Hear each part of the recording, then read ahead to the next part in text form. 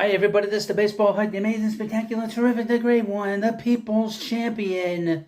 Your host, the Hut, and welcome back to the Baseball Hut. Hopefully, you like this video and hit that subscribe button. So, this video will be going up after the Met game on Tuesday.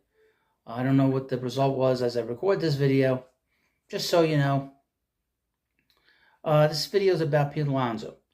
There was a big interview that Pete had conducted.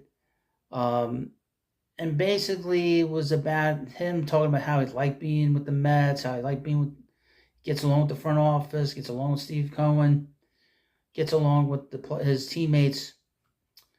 But really, the reality is that he said that he's not sure where his free agency is going to go. Now, he's gotten off to a slow start. I think a lot of it has to do with him wanting to win than it does really about the pressure of this contract hanging over his head. I would mention this if anyone knows Pete. Tell Pete and to sort of let him know. This is social media. You can talk about it. This will get out. That Pete should not follow the Michael Conforto way of doing free agency. Now, the Mets have not offered him any kind of contract. They've not talked to Pete at all.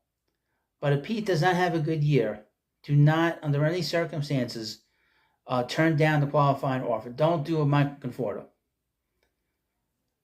Just saying. And I would also mention this too. I am not a proponent of trading Pete. And we're talking about Pete, a name that popped up, a team that popped up. But I would not trade Pete because you'll never be able to get any kind of value for him that is of equal value. His value is most, if any team is with the Mets, it's with nobody else. His value is highest with the Mets. Because there's value here with him. Because he can break the Mets home run record. He could hit 300 home runs here. And there's all kinds of things that he can do here with the Mets. Okay. So let's get that out of the way. So here's from SI.com.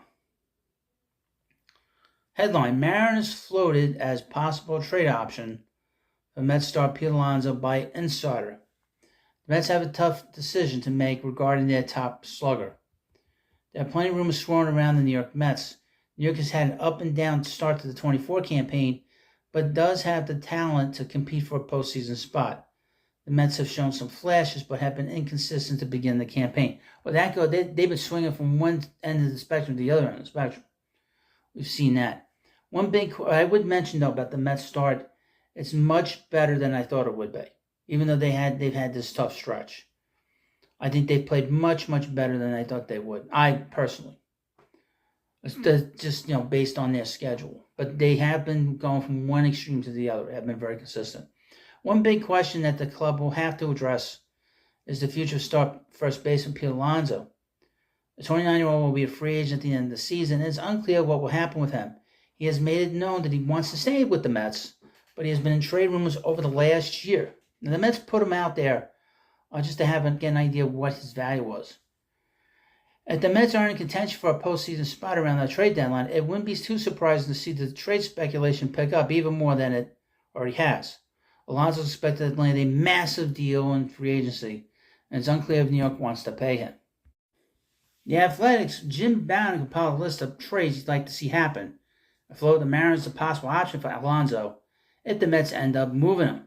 Quote, Alonso will be a free agent after this year, and there's no indication that the Mets are going to extend him long-term before he reaches free agency. Therefore, if they aren't in the wildcard race come late July, they should trade Alonso and try to re-sign him in the offseason. He loves New York and loves being a Met, so they have a legitimate chance to sign him in the winter. I don't know about that. The Mariners, on the other side of this deal, would feel their biggest need, landing a big middle-of-the-order power bat to give them a much better chance of winning the American League West and even running the table in October. Seattle could replace Emerson Hancock in the rotation with Brian Wu and still have the best five-man rotation in baseball. This isn't an indication the deal will happen, but a move Bowden speculated could make sense.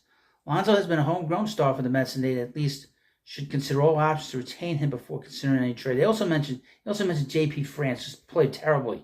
He's hit terribly the last 2 years. I don't know if I would do that deal. 2 for 1. Like I said, you're never going to get fair value for Pete. It's just look at Paul Goldschmidt. The Diamondbacks got nothing for him. got absolutely nothing for him. So, the trading him is not an easy. It's not an easy thing. So, you let me know what you think about this video. Of course, please subscribe to the Baseball Hut, and I'll see you later.